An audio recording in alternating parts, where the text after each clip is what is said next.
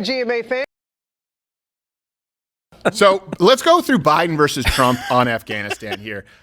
This is something that's been going on for a while, but the media has just moved on as though it's normal. And I want to hear from you guys if you ever actually bought this, if you understood, and if you were able to articulate. This is something that I think a lot of people need to be able to do, is articulate the difference between a good withdrawal and a disastrous withdrawal. Yeah. No one here has a problem with withdrawing from Afghanistan. Nope. No. And certainly when you look at, there's a case to be made when people say Second Amendment, you're going to fight off your government with guns. 70,000 something Taliban over, I think it was 400,000 Afghan members, and they were fleeing. It's 75 to 350,000. And there's a big part of me that says, look, if they're not willing to fight for their own country, we shouldn't be sending Americans to die to fight for them. The people who... Are you manufacturing consent with this stream? No, I'm manufacturing dissent. I thought you said that. You said, have you watched Manufacturing Consent with stream? Did help us, who we had agreements with. Of course, we need to take care of those people who put their ass on the line, but not the people fleeing buildings telling the Taliban, like, it's not, they never touched it. So this is the narrative that Biden has been setting. I've never heard a president accept less responsibility. Reading comprehension. Motherfucker, there's 33,000 people in here. Do you know how fast chat is going by? It is remarkable that I can single out your dumbass comment to read it to begin with. Are you insane? Aside from maybe Barack Obama, trying to blame it numerous times on Trump. I think we have a montage. Yeah. My predecessor, the former president, signed an agreement with the Taliban to remove U.S. troops by May the 1st, just months after I was inaugurated. It included no requirement that the Taliban work out a cooperative governing arrangement with the Afghan government. But it did authorize the release of 5,000 prisoners last year. We'll get to that. Including some of the Taliban's top war commanders, among those who just took control of Afghanistan. I inherited a diplomatic agreement duly negotiated between the government of the United States and the Taliban that all U.S. forces would be out of Afghanistan by May 1, How much big league chew is in your mouth right now? Just 3 months after my He's inauguration. a red man guy.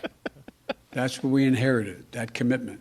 You are fake news. It's perhaps not what I would have negotiated myself, but it was an agreement made by the United States government, and that means something. Not with you. So first off, this is something that matters is, okay, if you want to blame Donald Trump, again, very, very different policies. Yeah. However, that doesn't hold water. There are plenty of Donald Trump's policies, executive orders, initiatives that Biden immediately undid. What was it? We had the Mexico City policy, the Keystone XL pipeline, the 1776 commission. In other words, he came in and with just a flick of his pen undid all kinds. I mean, he's doing all that while still simultaneously allowing Line 3 to continue. Okay. He's still deporting asylum seekers. He's still functionally utilizing the first country policy that Trump implemented. So there is that. Joe Biden is like still continuing, ironically, also what Trump did with the Afghanistan withdrawal. It's wonderful when conservatives are crying about Joe Biden withdrawing from Afghanistan because it's Trump's plan. Trump did this. I give credit where credit is due. Trump deserves credit for starting this negotiations process. That's it. I thought it was smart I thought it was brave and smart when Donald Trump wanted to do it. I still think it's smart and brave when Joe Biden facilitated it and executed it. I don't know.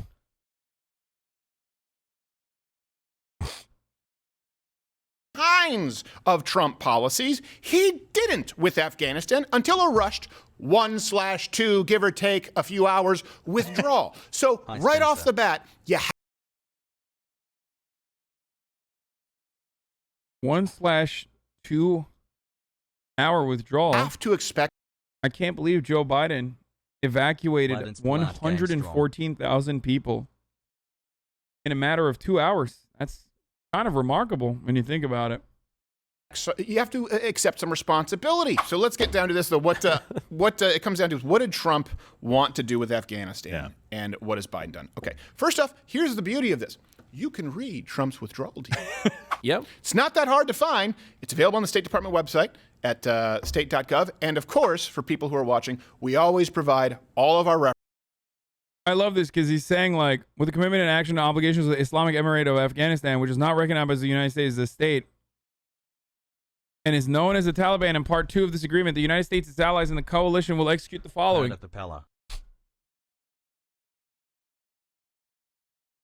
So, you can't say that they did not facilitate this deal with the Taliban when Trump is the one who literally pulled out, like Trump's administration is the one who pulled out Mullah Barabar out of a Pakistani prison and flew him around to like negotiate with him directly. And the original like Afghan puppet government that we installed was supposed to be a part of those agreements. And the Taliban were like, no, absolutely not. It's Baradar, not Barabar. Sorry, Baradar. And the Taliban were like, no. And the Trump administration was like, okay, fuck them. .gov. And of course, for people who are watching, we always provide all of our references. Yep. You go to louderwithcrowder.com. I think we have the link in description of every video. Description. There's usually like 40 to 60 any given day. Yesterday, it's all publicly available just to make... Why? Because we want to do the job that Poppy Harlow won't. The timeline from Donald Trump was set over 9.5 months. Yeah. Love you, withdrawal to be complete as opposed to Joe Biden, who suddenly withdrew really over a couple of weeks. And here's one thing, too. Before I get into the technicalities, wait, 9.5 months starting when? 9.5 months starting when? Starting January 20th? No.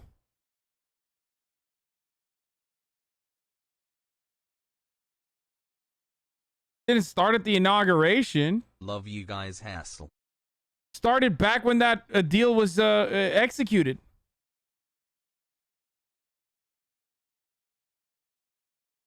That's so fucking stupid. Is he implying that there was 9.5 months into the presidency to fucking facilitate this deal? No. Hassle, hey, just watch the Dan and Cap video, please. That's 9.5 months starting in 2020, dumbass.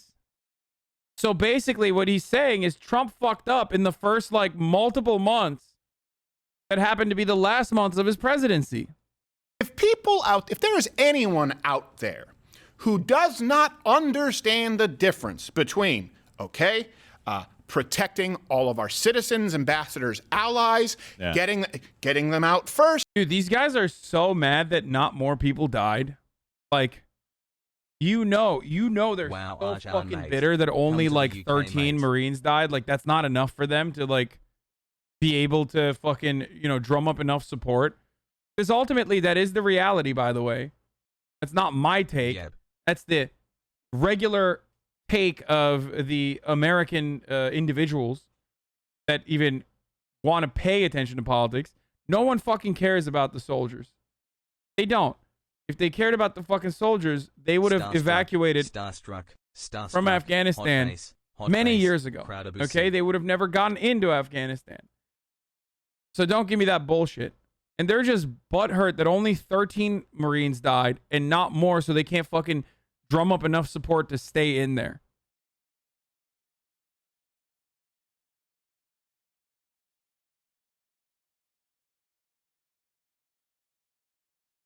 If you cared about 13 Marines dying, like, you would probably care a little bit more about like the veterans that are dying in the America streets right now. A veteran commits suicide every fucking 22 minutes. Like, I don't give a fuck about people, dude. Get the fuck out of here. These people don't give a fuck about their own bodies, dude. They don't take the vaccine. They're so blinded by ideology that they're like, I'm willing to fucking die to own the libs.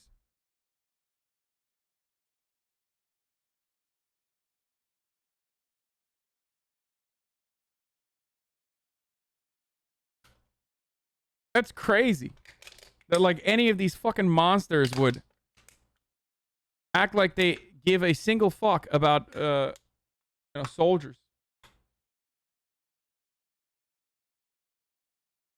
If you search the word homeless on any conservative's Twitter profile, you'll always just see it alternate between them invoking homeless vets as a reason why we shouldn't help refugees and them calling homeless people disgusting subhumans who the police need to brutalize.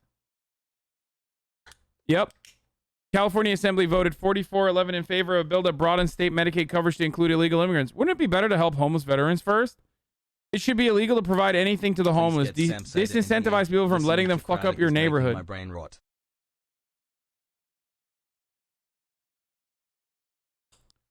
Always. It's always the case. Because they do not give a fuck about the homeless veterans. They do not give a fuck about the homeless in general. They think that they are subhuman. Also, what I find additionally hilarious about Ian Miles Chong is that, like, is there like a big homelessness problem in Malaysia? I don't know. But what I do know is Ian Miles Chong has never stepped foot inside of U.S. borders and lives in Malaysia. Is he talking about the Malaysian homeless veterans? That's so strange.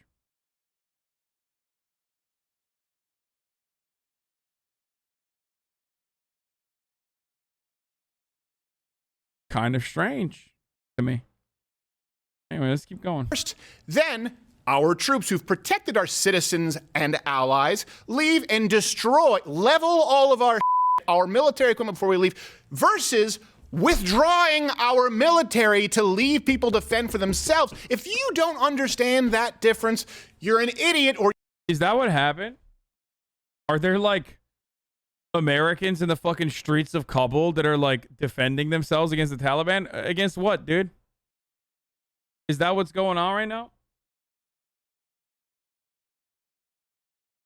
Like, what I don't understand is, first of all, are you unfamiliar with how this evacuations process works? Chat looking cute today. A lot of that military equipment is destroyed. Okay? It's destroyed in the process. So that's one. 1 yil. Two is significantly more expensive. It's already paid for, so much more expensive to like ship back all that old ass shit. Okay?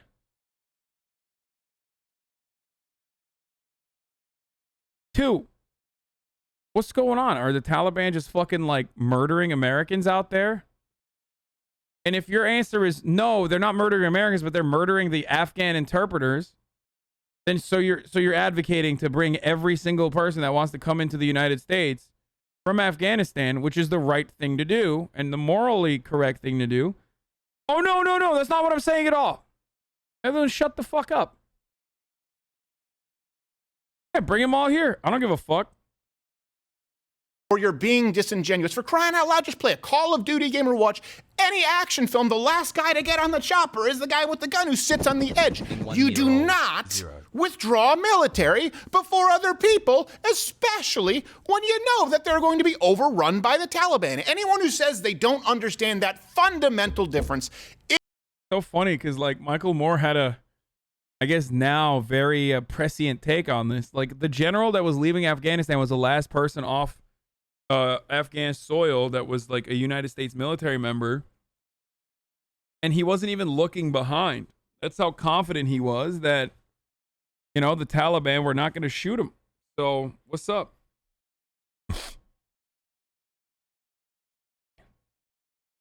Where are these Americans that are being murdered, dude? I don't understand it. And also, why didn't they fucking leave?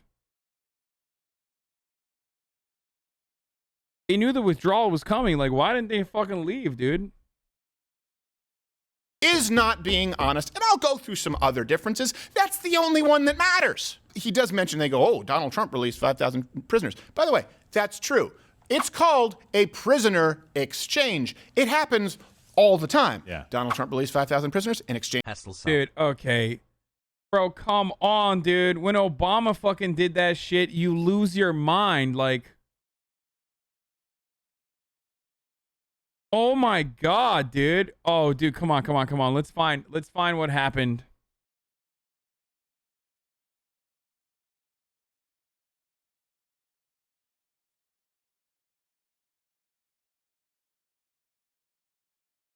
There's got to be something for this, right? Let's see. Yo, let's Google Bo Bergdahl exchange Steven Crowder.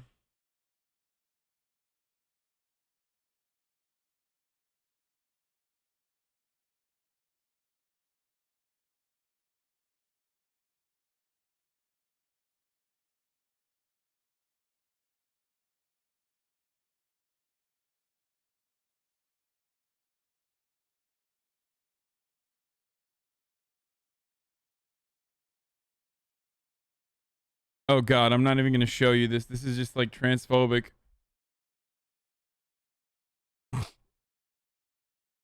And shitting on, for no fucking reason, Chelsea Manning. Okay. I'm sure he made videos on him.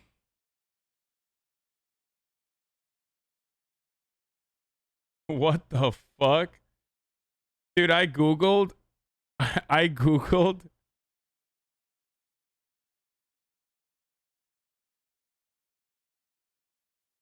Bo Bergdahl exchange Steven Crowder. And the first thing that came up is a video titled "In Defense of Guantanamo Bay and Enhanced Interrogation Techniques."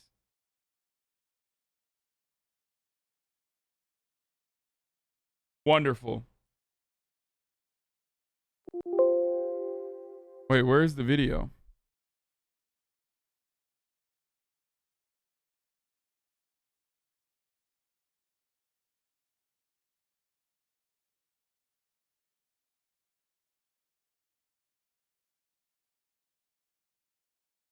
Today, we learned that the Gitmo prisoner traded for Bergdahl is now reaching back out to the Taliban. Surprise, Guantanamo Bay is not only a decent prison for terrorists, it's the perfect prison.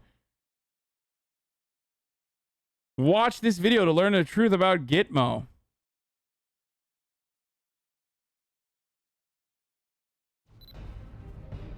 My producer literally shot this, by the way.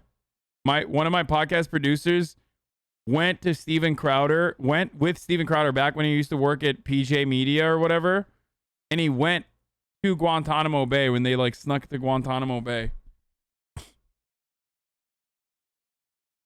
Brandon and Travis. I'm Shelly Waterman. I'm here with my husband, who is a Marine. Isn't this fucking crazy? Like, this is literally like a prison island that we have on like not on U.S. soil. And it's just basically a little tiny like America. With McSIFCO, Marine Corps Security Forces. All of that applies to me, except my name is Jackie Saloy. I'm an MA, and you know what I'm saying, I just walk around, make sure the street's safe, forget more. I'm with Marine Corps Security Forces. I work at the hospital. I'm a surgical tech. Second Lieutenant, Army. Captain, Air Force. Air Force. The folks at Gitmo get even more bells than giant loud whistles. Oh my God, he looks literally like me. I'm sorry, I know. This is devastating. So I don't know if there's TOS stuff on here. It looks like there might be. His condescending tone has Karen roots. What? He does look like young Hassan. It's fucking sad.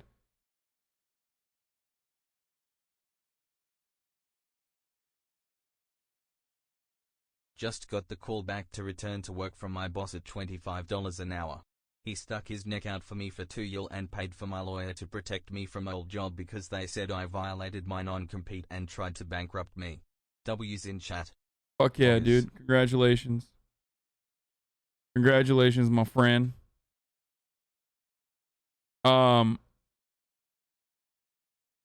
Okay. Let's get back to the fucking video. Exchange for 1,000 prisoners. This is something that people know, as well as a provision for historic peace deal. Something important that people need to know about Donald Trump. The second the Taliban attacked one American, I believe they killed one American, deal was off the table. There were no talks for 2 weeks. Remember when Donald Trump went to North Korea? He crossed over that national border line. People freaked out. He went over and spoke with Kim Jong-un and said a bunch of nice things, right? Then the second he understood that Kim Jong-un had no interest in denuclearizing, he just left and took a big shit on him all over Twitter. That was it. It was. Oh, sick, dude. He fucking shitted on him. Like, he was real nice, like a pussy to his face. And then he just fucking shitted on him on Twitter. Like, you're such a fucking idiot, dude. Wow. Wow, I can't believe Kim Jong-un got dunked on, dude, all over Twitter by fucking boss man. Wow. Much poggers, dude. That's so sick.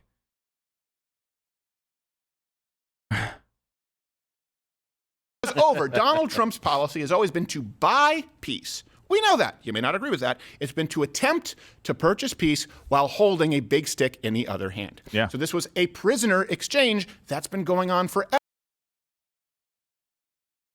The big stick. The big stick on his other hand is literally what? Tweeting about him?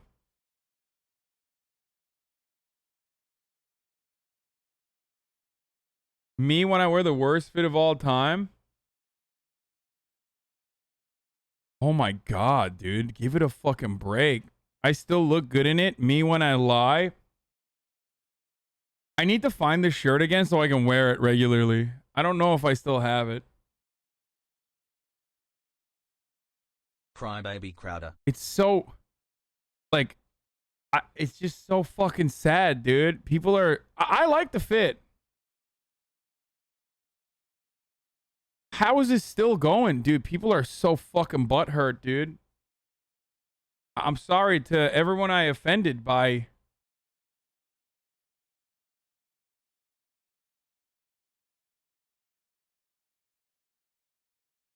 It's you guys too, by the way. Like, I look through the comments and like a lot of people that follow me are like, yeah, fuck him. It's so weird.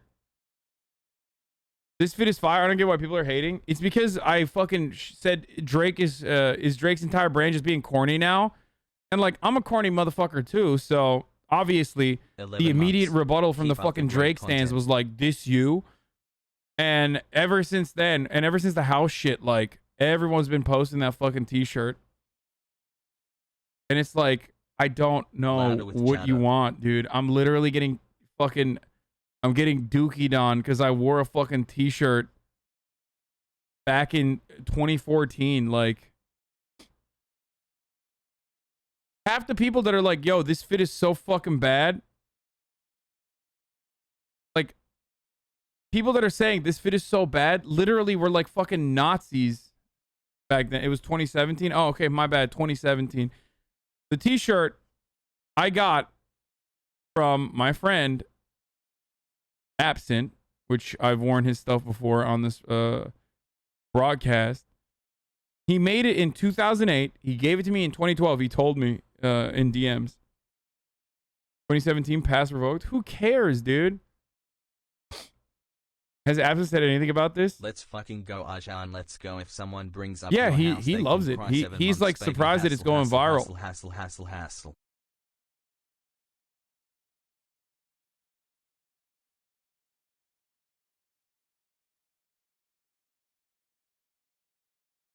Should I stop sending links? Does someone stop clicking links? Just stop wearing shirts? Yeah, I know. You're coming off super insecure when you keep acknowledging this. Why? I look good. That's a double bind. Like, that's like, it's like if I don't fucking say anything, then it's like, oh, you're hiding the truth and everyone keeps piling on.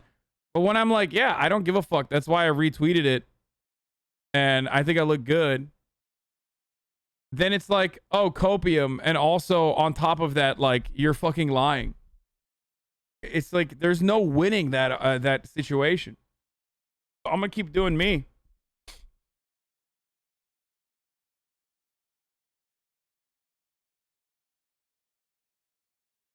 It's like a KSI styling of banter.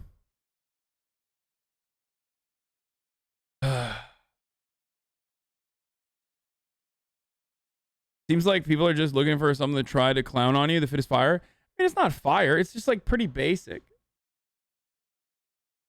You literally look terrible, dude. It's okay to admit.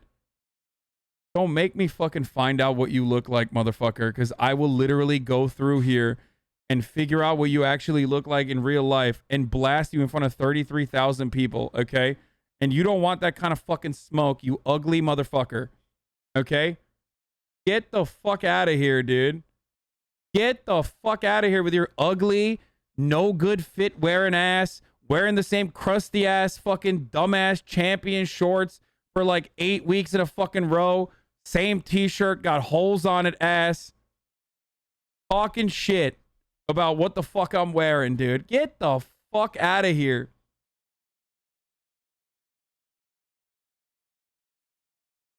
Straight up. Chat used stun lock. It was super effective.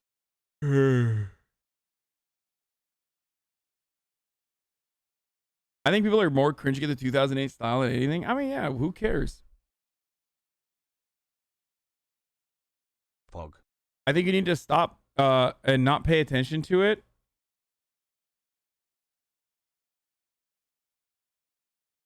I mean, I will keep paying attention to it because it only works for me. Like, people are like, oh my God, your fits are so bad. And then they come trickle in here to watch. You know what I mean? I don't give a fuck. Like, yeah, of course I'll keep fucking talking about it, dude. It's literally a non-issue. It's like the house shit. But this time, at least I'm not being doxxed on the tail end of it. You know what I mean?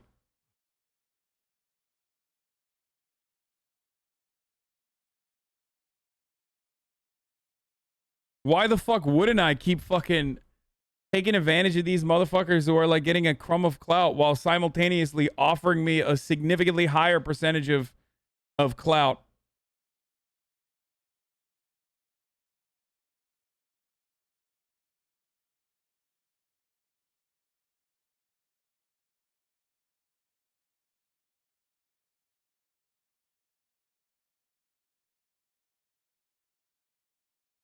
Your anti-fascist shirt pick is one of your most popular, and it's also made by Absent. Yeah, I know.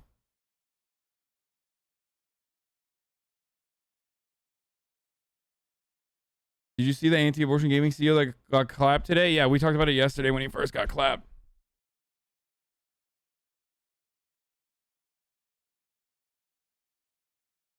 You almost get killed every time you do P.O. Box and people think you care about what Twitter says about your fit. Yeah, literally.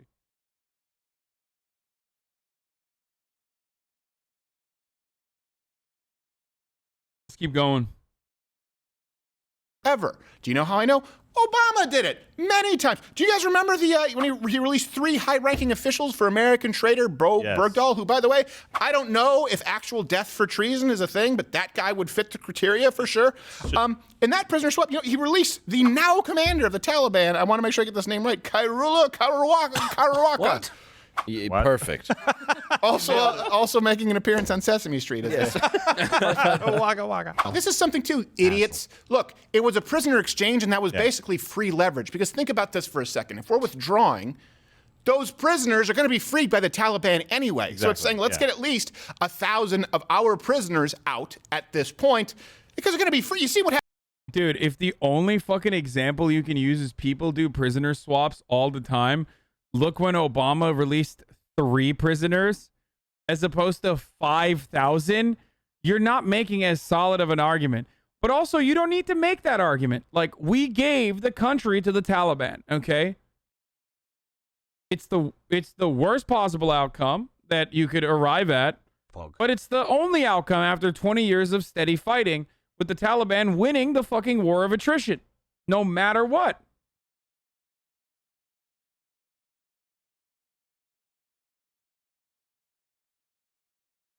Donald Trump, unironically responsible for the art of the deal, turned around and did one of the worst deals of all time. I give you Afghanistan. I release your prisoners. I get nothing in return. You just don't fucking riddle me with bullets when I'm running away. Believe me. Okay? That's just the deal. That was literally the deal. There's no our prisoners there.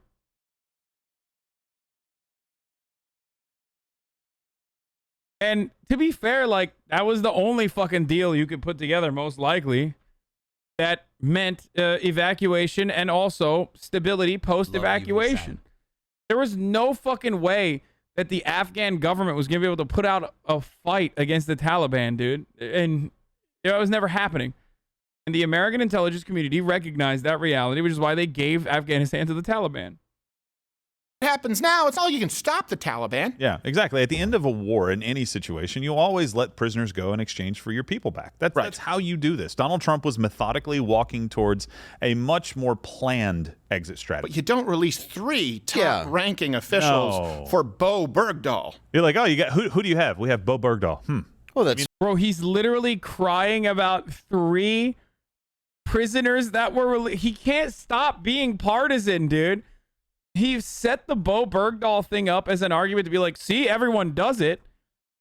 It's normal. And now he's still shitting on fucking Obama for releasing 3. For releasing 3 prisoners while defending releasing 5,000. Why can't he just be consistent? I guess, well, you don't need to be consistent.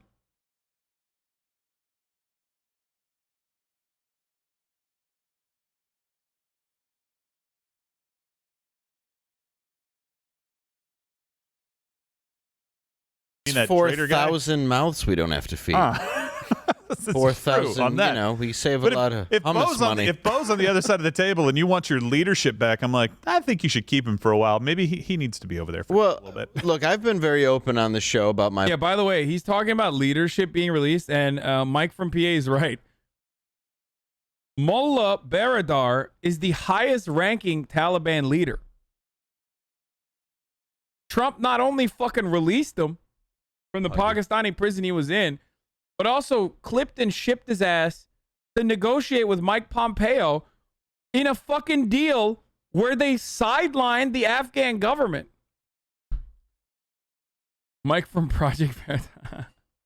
My political leanings, and as the resident moderate in this studio, I wanted to bring on a liberal guest to kind of explain why he thinks Biden's, choice was the right one. So maybe we can get another perspective. It's helpful. Do we have him, quarterback? Yep, it looks like we got him in. We have him here. There he is. Who is this, Dave? Hello, guys. I forget what is your name? Oh, my name is Jeff from Portland. Jeff from Portland. Bro, how are they worse? Like, they're just, oh God, they are devolving, dude. They're just like, I can't do this. I can't watch this bit. I'll die. I'll literally fucking die. I will not put you through this. We're skipping.